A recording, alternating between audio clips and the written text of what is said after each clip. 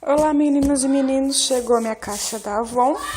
Eu vim gravar, aqui vem o folhetim informando a reunião, o dia que vai mandar para mandar na internet, o dia que chega, né? Então vamos lá. Para ir adiantando, já deixei ela aberta. Vamos lá então.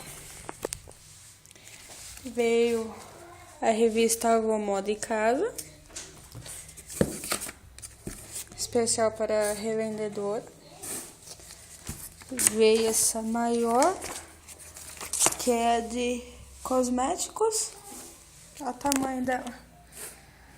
Esse aqui é Bom em Você, da revendedora. Vieram duas revistas. Veio o tênis. Vamos ver.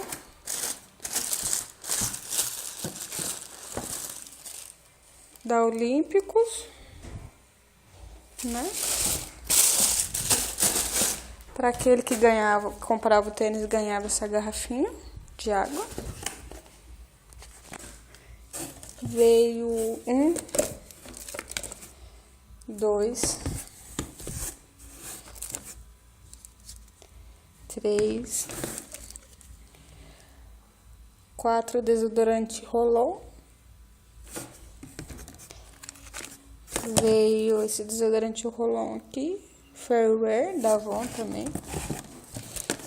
Veio esse kit do 300 quilômetros, que era de Natal. Veio a colônia desodorante. Veio esse batom que tava na promoção.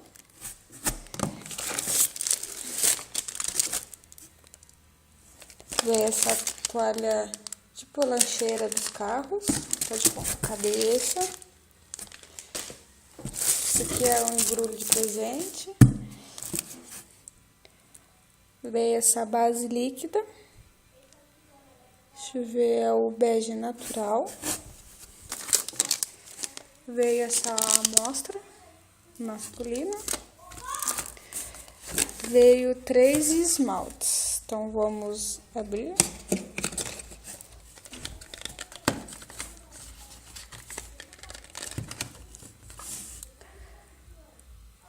Veio esse esmalte 7 em 1 nude clássico.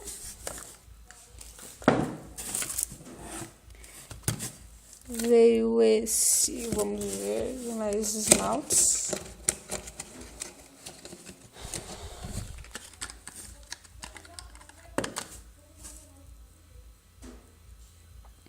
Vermelho Desejo.